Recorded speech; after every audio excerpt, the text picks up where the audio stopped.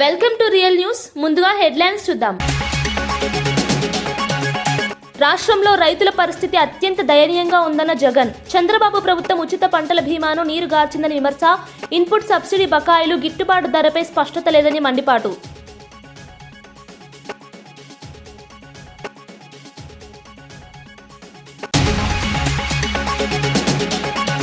చిత్తూరు జిల్లాలో పవన్ కళ్యాణ్ పర్యటన. కూటమి నేతలు కార్యకర్తలతో సమావేశం. తన పేషీలోని అధికారులు కూడా సేవా దృక్పథం ఉన్నవారేనన్న పవన్. మినీ కలెక్టరేట్లు, ప్రమోషన్లు వంటి మంచి ఆలోచనలు చేస్తున్నారని వెల్లడి.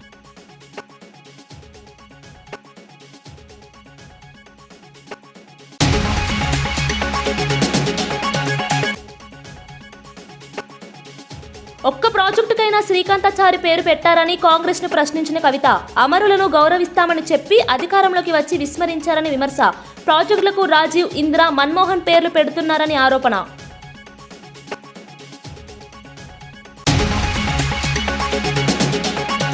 కాంగ్రెస్ పాలనపై మహాధర్నాకు రండి అని రామచందర్ పిలుపు. 2 ఏళ్ల పాలన ప్రజలను విసిగించిందని బీజేపీ ఘాటు ఆరోపణ. రైతులు, యువత, మహిళల సమస్యలు పెరిగాయి, పోరాటానికి సిద్ధం కావాలని వెల్లడి. డిసెంబర్ 7 పెద్దపోరు ఇందిరా పార్క్ లో ప్రజా గర్జన పిలుపు.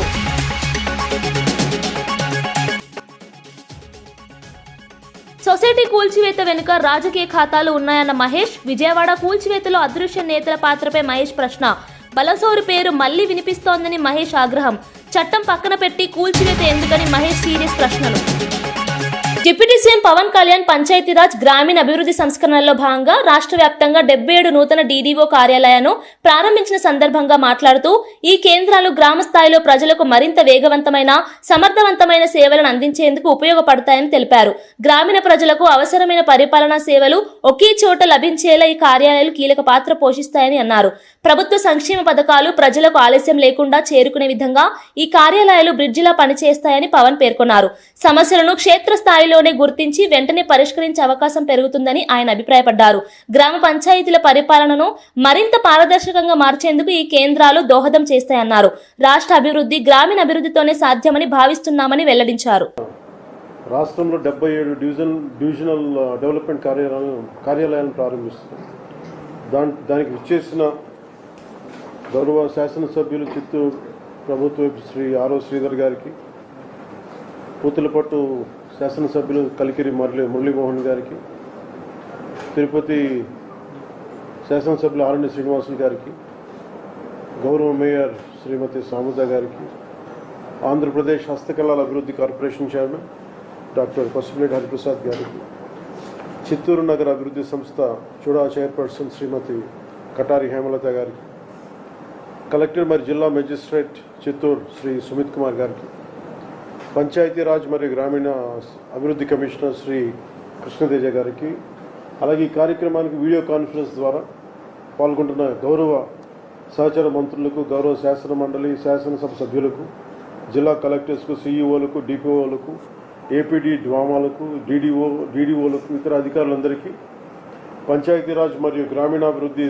శాఖ సిబ్బందికి, అలాగే టీవీ మాధ్యమంలో వీక్షిస్తున్న ప్రతి ఒక్కరికి ప్రభుత్వం తరఫున, గౌరవ ముఖ్యమంత్రి గారి తరఫున, నరేంద్ర మోదీ గారి తరఫున మీ అందరికీ నా హృదయపూర్వక శుభాకాంక్షలు. నేను ఈ పంచాయతీరాజ్ శాఖ చేపట్టిన తర్వాత it's instrumental back bone of the entire state administration. 70% మనది గ్రామాలతో ఉన్న రాష్ట్రం మనది. అందుకే దీనికి మేము ఎంత బెస్ట్ చేయగలం, ఎంత బాగా చేయగలం దాని మీదే మనసు ఉండింది. సో దాంట్లో భాగంగా చాలా సంస్కరణలు కానీ, గతంలో ఏం జరిగినాయి, గత 15-20 సంవత్సరాలకు ఏం జరిగినాయి, అలాగే ప్రత్యేకించి లాస్ట్ 5 ఇయర్స్లో ఏం జరిగినాయి అనేది నేను రాగానే దాన్ని చాలా ఈ రివ్యూ మీటింగ్స్లో మాట్లాడటం జరిగింది. దాంట్లో భాగంగా ప్రత్యేకించి ఇలాంటి ఒక అడ్మినిస్ట్రేటివ్ బిల్డింగ్ కావాలి. దాదాపు 10 నుంచి 12 సేవలు విభిన్నమైన ఆఫీసుల్లో ఉంటుంది. దీనికి ఏదైనా చేయాలి, దీనికి అన్నింటినీ కలిపి ఒక అంబ్రెల్లా కింద పట్టుకురావాలనేది ఫస్ట్ మంత్లో వచ్చింది నా దృష్టికి.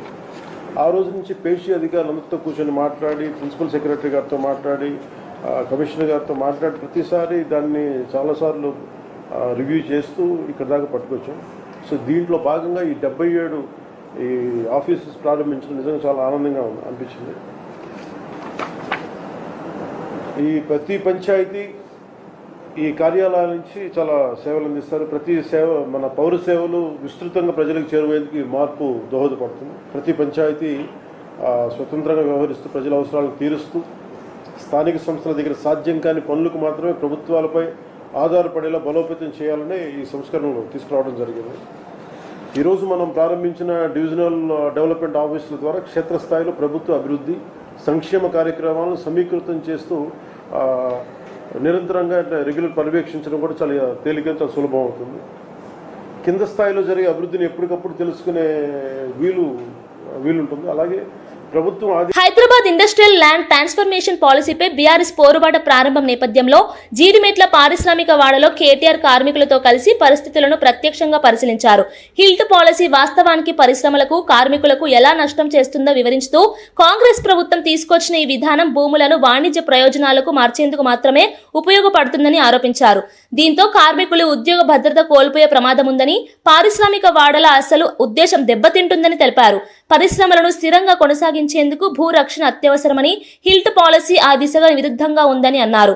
ప్రభుత్వ నిర్ణయాలు పారిశ్రామిక అభివృద్ధిపై తీవ్ర ప్రభావం చూపుతాయని, కార్మికుల్లో భయం పెరుగుతోందని కేటీఆర్ వ్యాఖ్యానించారు. ఈ నిర్ణయాన్ని వెనక్కు తీసుకోవాలంటూ ఆయన డిమాండ్ చేశారు. స్కూల్స్ ఉంటాయి, అట్లాగే మీకు కావాల్సిన ఇక్కడ చిన్న వ్యాపారాలు అవన్నింటినీ కూడా అక్కడ ఏర్పాటు చేసి తరలిస్తే పోతుంది, లేదా పోదు. కాబట్టి తరలించాలంటే మొత్తం వ్యవస్థ ఏర్పాటు చేయాలి.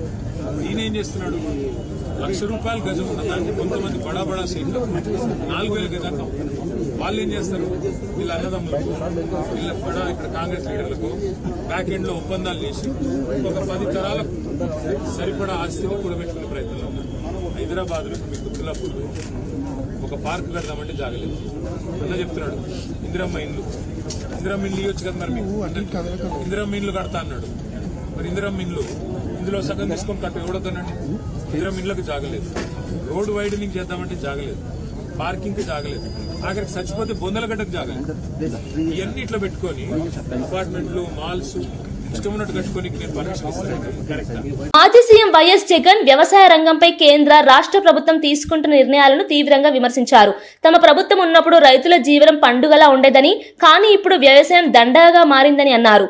మొంతా తుఫాన్ కారణంగా జరిగిన నష్ట సమయంలో కూటమి ప్రభుత్వం చూపిన బిల్డప్ మాత్రం ఎక్కువ, సహాయం మాత్రం తక్కువ అని విమర్శించారు.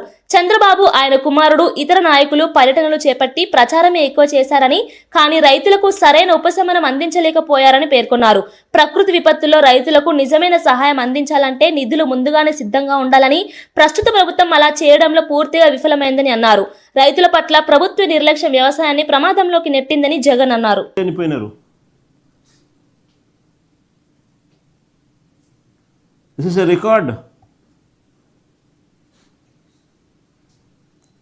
29 మంది పిల్లలు చనిపోయినారు. ఏ స్కూళ్ళల్లో చనిపోయినారు, ఏ హాస్టళ్ళకు సంబంధించిన పిల్లలు, ఏ ఆశ్రమ పాఠశాలలకు సంబంధించిన పిల్లలు, వాళ్ళు ఏ క్లాసులు చదువుతూ ఉన్నారు అనేది స్లైడ్స్ చూడండి ఒకసారి.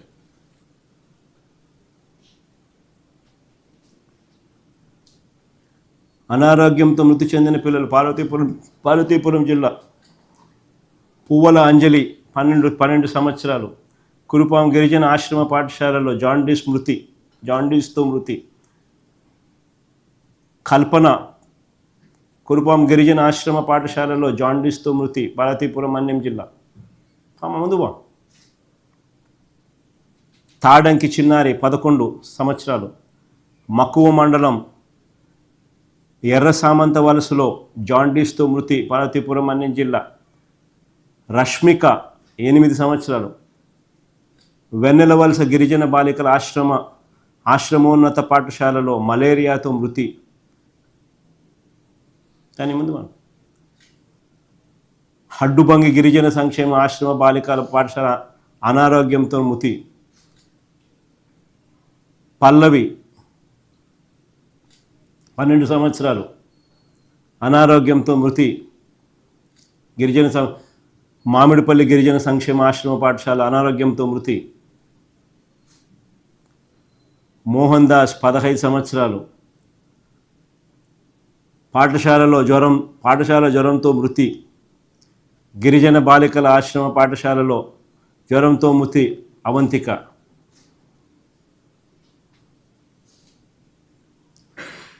నితిన్, జీవన్ కుమార్, శ్యామల్ రావు, ఈ లిస్టు మీ అందరికీ కూడా ఇస్తున్నాం.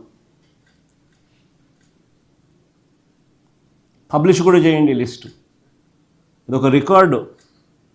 29 మంది పిల్లలు చంద్రబాబు నాయుడు అధికారంలోకి వచ్చిన ఈ 18-19 నెలల్లో చనిపోయిన పిల్లలు. హెల్త్ పాలసీపై రాష్ట్రంలో జరుగుతున్న వేడిలో భాగంగా కాంగ్రెస్ నాయకులు పరిశ్రమల భూముల విషయంలో గత ప్రభుత్వం ముఖ్యంగా కేటీఆర్ బినామీల అక్రమాలను బయటపెడతామని హెచ్చరిస్తున్నారు.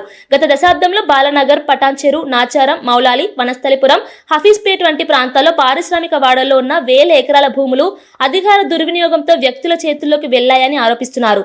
పూర్వంలో పరిశ్రమలు నడిచిన ఆ భూములు ఎలా రియల్ ఎస్టేట్ గా మారాయి, ఎవరు మధ్యవర్తులు, ఎలా కన్వర్షన్లు జరిగాయనే అంశాలను ప్రజల ముందుకు తీసుకువస్తామని తెలిపారు. వనస్థలిపురం సిరీస్ రాజు ఫార్మా భూములు, రాజేంద్రనగర్ బీర్ ఫ్యాక్టరీ భూములు, శంషాబాద్ గ్లాస్ ఫ్యాక్టరీ భూములు అన్ని బినామీలకు వెళ్లిపోయాయని పేర్కొన్నారు.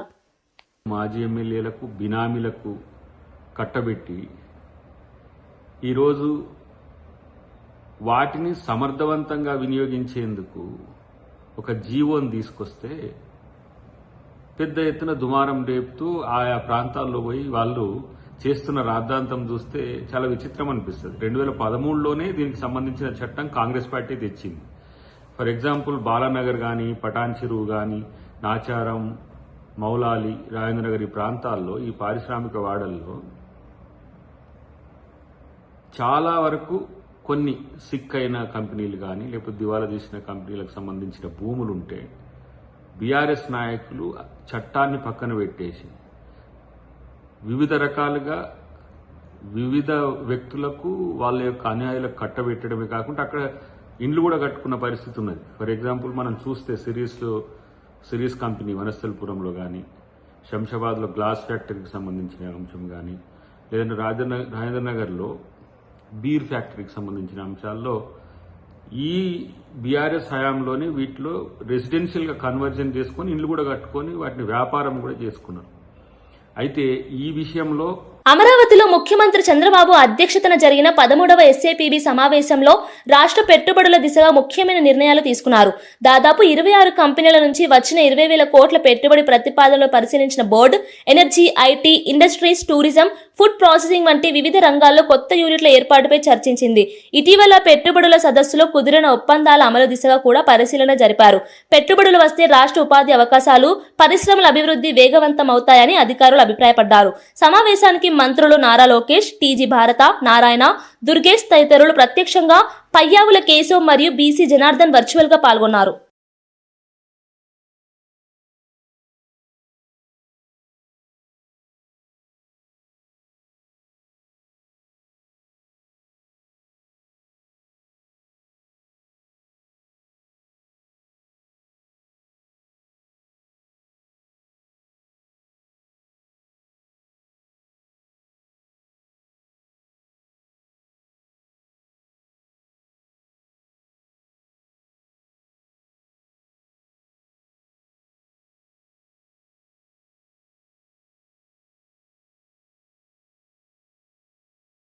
పల్నాడు జిల్లాలో 100 రోజుల 100 గ్రామాల పర్యటనలో భాగంగా ఎమ్మెల్యే భాష్యం ప్రవీణ్ అమరావతి మండలం యండ్రాయిలో ప్రజల సమస్యలను స్వయంగా విన్నారు.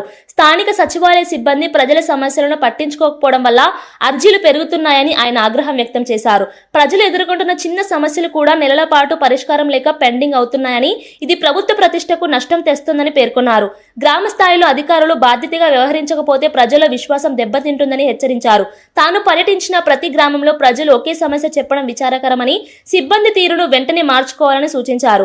అభివృద్ధి పథకాలు, సంక్షేమ కార్యక్రమాలు కాగితాలపైనే కాక భూమి మీద అమలు కావాలని, ప్రజలకు ప్రభుత్వం ఇచ్చే సేవల్లో నాణ్యత అనివార్యమని ఎమ్మెల్యే అన్నారు.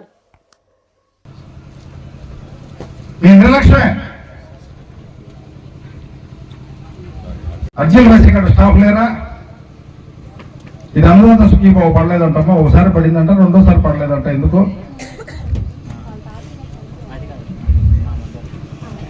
ఒకసారి డీటెయిల్స్ తెలుసుకొని సమాధానం చెప్పమ్మా. విషయం ఏందో చెప్పు.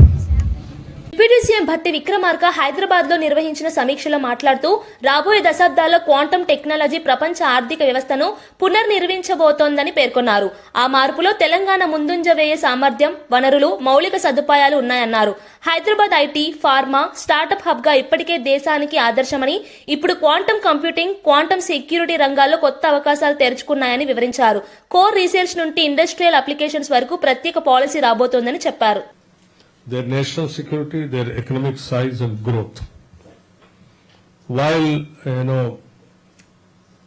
Debjani Ghosh was speaking and giving her presentation, the risk of future in various fields, of course, we also, fully agree with Ms. Debjani Ghosh, what all that she is trying to tell the states and the country. It will decide in a big way the future of countries, their national security, their economic size and growth also.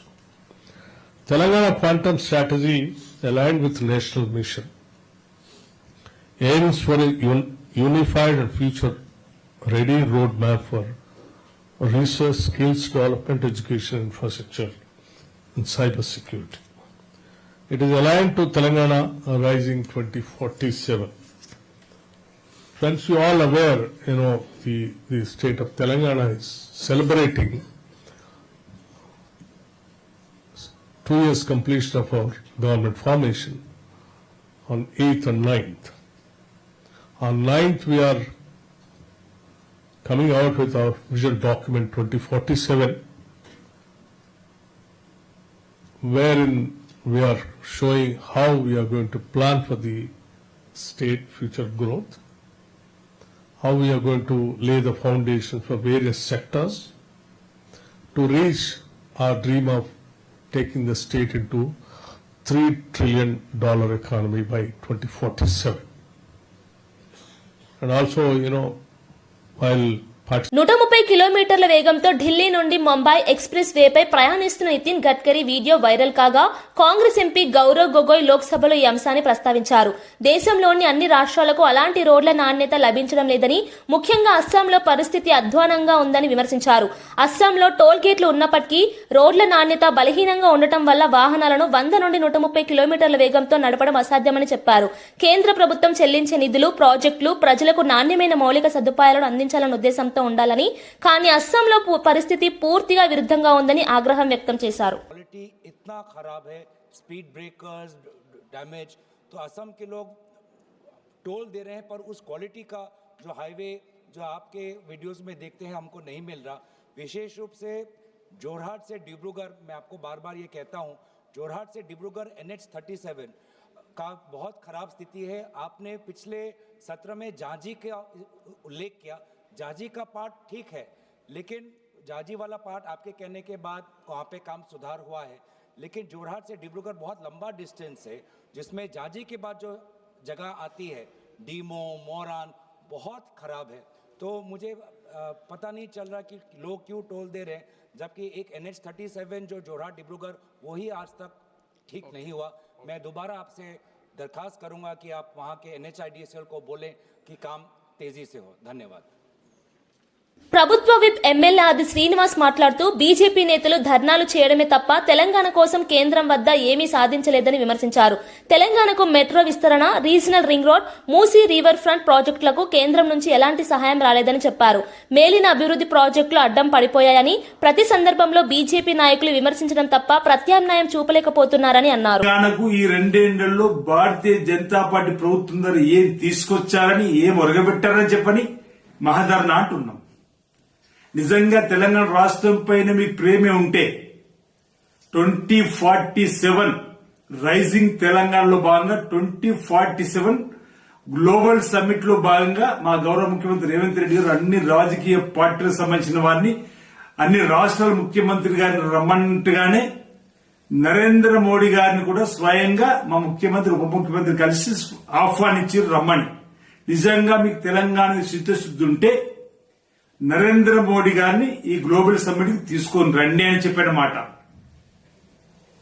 ఏం తెలంగాణకు కేంద్ర ప్రభుత్వం ఏం సాయం చేసింది? ధాన్యం కొనుగోలులో ప్రభుత్వం వేగవంతమైన చర్యలు తీసుకుంటోందని జనసేన నాయకత్వం ప్రకటించింది. ధాన్యం కొనుగోలు చేసిన వెంటనే 4 గంటల్లోనే రైతుల ఖాతాల్లో చెల్లింపులు జమ అవుతున్నాయని వివరించారు. జగన్మోహన్ రెడ్డి గారి ప్రభుత్వం ఆయన ముఖ్యమంత్రిగా పరిపాలించిన 5 సంవత్సరాల్లో వాళ్ళు చిన్నాభిన్న వ్యవస్థని ఏ విధంగా చిన్నాభిన్నం చేశారో, ఏ విధంగా క్షేత్రస్థాయిలో కష్టపడి పనిచేసే రైతుని ఇబ్బంది పెట్టారో రాష్ట్ర ప్రజలు ఎవరు కూడా మర్చిపోలేరు. అసలు రైతు గురించి మాట్లాడే అర్హత జగన్మోహన్ రెడ్డి గారు ఎప్పుడో కోల్పోయారు. ఎన్నికలకు ముందు అంటే 2019 ఎన్నికల ముందు ఆయన చేసిన వాగ్దానాలు గెలిచిన తర్వాత రైతాంగానికి ఏమాత్రం ఆయన అండగా తోడుగా నిలబడ్డారో అని నేను ప్రశ్నిస్తున్నాను. ఏమాత్రం నిజాయితీ ఉందా మీలో? ఈరోజు పత్రికా సమావేశంలో రాష్ట్రంలో ధాన్యం కొనుగోలు గురించి ఏ విధంగా ఒక విపత్తు వచ్చినప్పుడు ప్రభుత్వం స్పందించే విధానం గురించి చాలా చులకనగా మాట్లాడాడు. నేను ఛాలెంజ్ చేస్తున్నాను జగన్మోహన్ రెడ్డి గారికి. ఇదే రోజు 2023లో ఎన్నికల సమయంలో సిద్ధమవుతున్నప్పుడు ధాన్యం కొనుగోలు మీరు చేసింది 5,22,000 మెట్రిక్ టన్నులు. ఇదే రోజు డిసెంబర్ 4వ తారీఖు మా కూటమి ప్రభుత్వం గర్వంగా 2,40,000 మంది రైతుల దగ్గర నుంచి ఈ రోజుకి 14 లక్షల మెట్రిక్ టన్నుల ధాన్యం కొనుగోలు చేశాం. మీరు చెప్పే లెక్కేంటి, మా లెక్కేంటి? ఎక్కడున్నారు అసలు మీరు? పరిపాలన చేతగాక మీ అసమర్థతతోటి రైతుల్ని నట్టేట ముంచేసి రైతుల దగ్గర ధాన్యం కొనుగోలు చేయకుండా ప్రభుత్వంలో ఉన్న వ్యవస్థని మీరు ఉపయోగించుకున్నారు. మీరు అనుకున్న రైస్ మిల్లర్లకు పంపించారు ధాన్యం. ర్యాండమైజేషన్ అనే పద్ధతి తీసుకొచ్చిందే మీరు. 60 కిలోమీటర్లు 70 కిలోమీటర్లు రైతులు కష్టపడి జాగృతి జనంబాట కార్యక్రమంలో భాగంగా జాగృతి అధ్యక్షురాలు కవిత రామంతపూర్ ఇంద్రానగర్ లో వీరనారి చాకెలి ఐలమ్మ విగ్రహానికి పూలమాల అర్పించారు. తెలంగాణ ఉద్యమ చరిత్రలో ఐలమ్మ పోరాటం కీలకమైందని, ఆమె ధైర్య సాహసాలు నేటి తరానికి ప్రేరణ స్రోతస్విగా నిలుస్తాయని కవిత గుర్తు చేశారు. ప్రాంతీయ హక్కులు, సామాజిక న్యాయం కోసం ఐలమ్మ చేసిన పోరాటం తెలంగాణ స్వరాజ్య చరిత్రలో ఒక అపూర్వ అధ్యాయమని పేర్కొన్నారు. జాగృతి ద్వారా యువతలో సేవాభాగం, సామాజిక చైతన్యం పెంపొందించే కార్యక్రమాలు నిరంతరం కొనసాగుతున్నాయని తెలిపారు. ప్రజలతో ప్రత్యక్షంగా కలిసే జనంబాట కార్యక్రమం ద్వారా స్థానిక సమస్యలు తెలుసుకుని వాటిని పరిష్కరించేందుకు ప్రభుత్వం తీసుకోవాల్సిన చర్యలను సూచిస్తామని చెప్పారు. ప్రాజెక్టు కాబట్టి ఎంపీ గారు శ్రద్ధ పెట్టాలని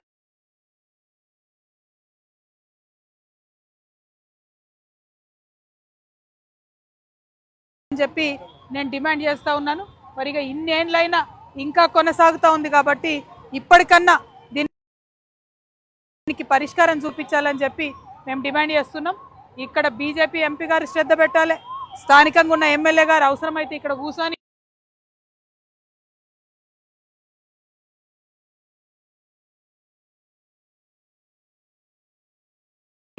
దీక్ష చేసి ధర్నా చేసి మరి గొడవ చేయాలి. దీన్ని త్వరితగతిన పూర్తి చేసుకోవాలి. మీరు చేయకపోతే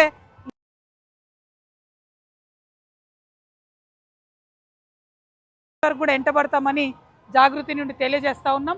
మరి మొత్తం మేడ్చల్ రంగారెడ్డి, మేడ్చల్ మల్కాజ్గిరి జిల్లా పర్యటన జాగృతి జనంబాట ఇవాళ ప్రారంభమైంది. ఇంకా 4 ఏళ్లు. తెలంగాణ బీజేపీ అధ్యక్షుడు రామచంద్రరావు మాట్లాడుతూ కాంగ్రెస్ ప్రభుత్వం 2 ఏళ్ల పాలనలో రాష్ట్ర ప్రజల సమస్యలను మరింత పెంచిందని విమర్శించారు.